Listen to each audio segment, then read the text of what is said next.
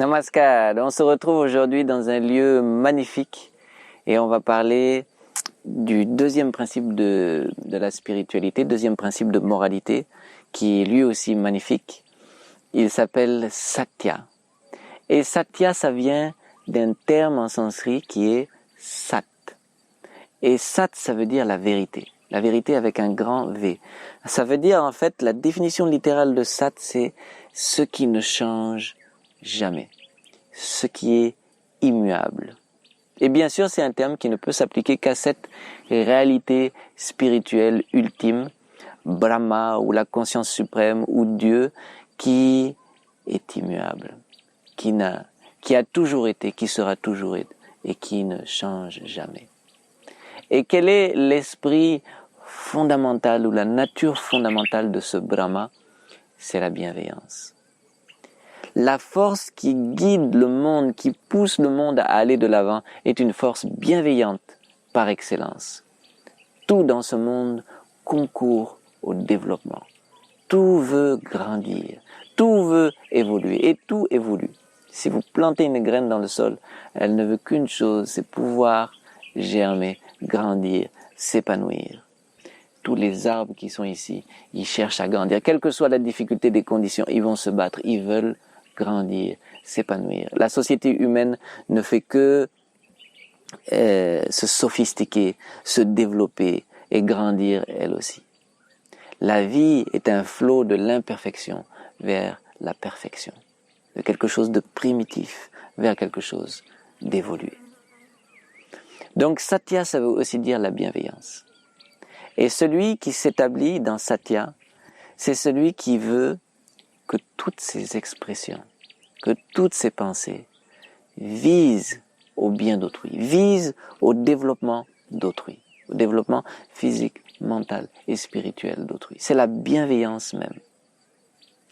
Avant de rencontrer le chemin de la spiritualité, le chemin du yoga, j'avais beaucoup de difficultés à être heureux. Pourquoi? Parce que je ne comprenais pas le sens de la vie. À quoi ça sert? Qu'est-ce que je suis censé faire dans ce monde? Et lorsque j'ai rencontré le yoga, lorsque j'ai rencontré ces principes, je me suis établi un tant soit peu dans cette même perspective de ce que je dois faire pour moi-même. C'est des choses qui sont saines, des choses qui sont bonnes. Je dois manger de la nourriture saine, je dois penser à des pensées positives. Je dois me nourrir non seulement ce corps, je dois nourrir mon mental, je dois nourrir mon âme. Je dois faire tout ce que je peux pour pouvoir développer cet être qui est moi-même.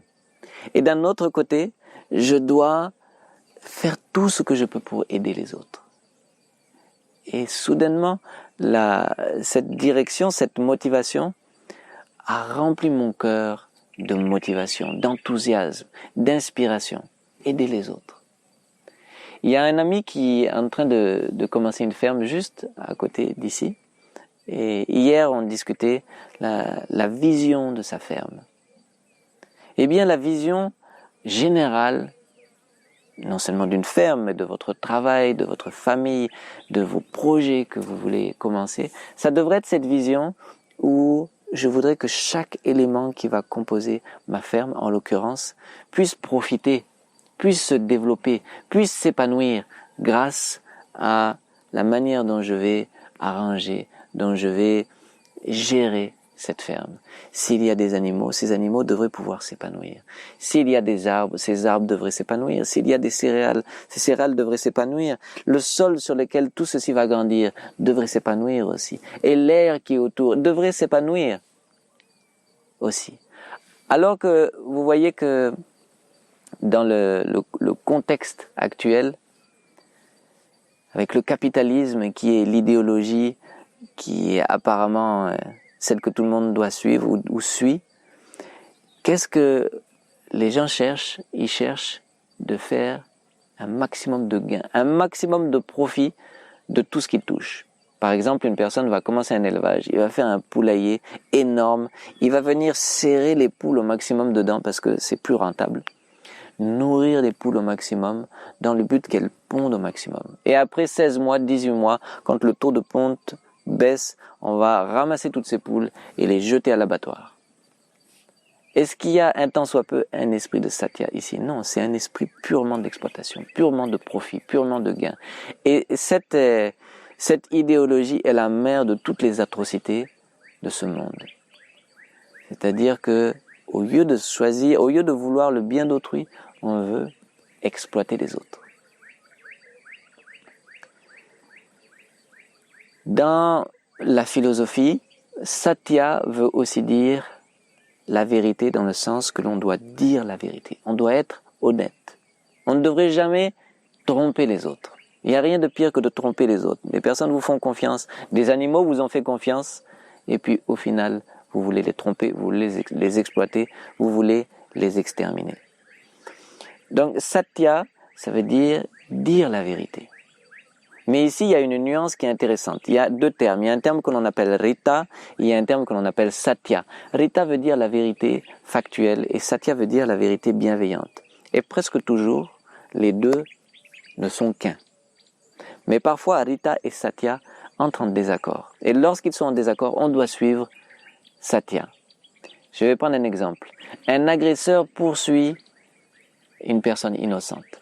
Et cette personne innocente passe à côté de chez vous et demande refuge dans votre maison. Et vous lui donnez refuge, vous la protégez, vous la cachez. Lorsque l'agresseur vient à vous, il dit non, la personne a continué, elle est allée de l'avant. Vous êtes en train de mentir. Heureusement que vous avez menti, sinon vous seriez complice d'une atrocité. Donc parfois, même mentir peut être en accord avec Satya. Mais il faudra être sûr que je mens pour le bien d'autrui, pas pour préserver des intérêts personnels. Et toujours la moralité ou l'évolution va d'un stade où on est plutôt égoïste à un niveau où on vit de manière désintéressée. Le plus vous êtes désintéressé, le plus vous êtes un homme moral, un homme spirituel. Le plus vous êtes égoïste, le moins vous êtes un homme moral, un homme spirituel. Donc Satya, c'est vraiment le culte du désintéressement. Mais au final, ce désintéressement vous profite aussi.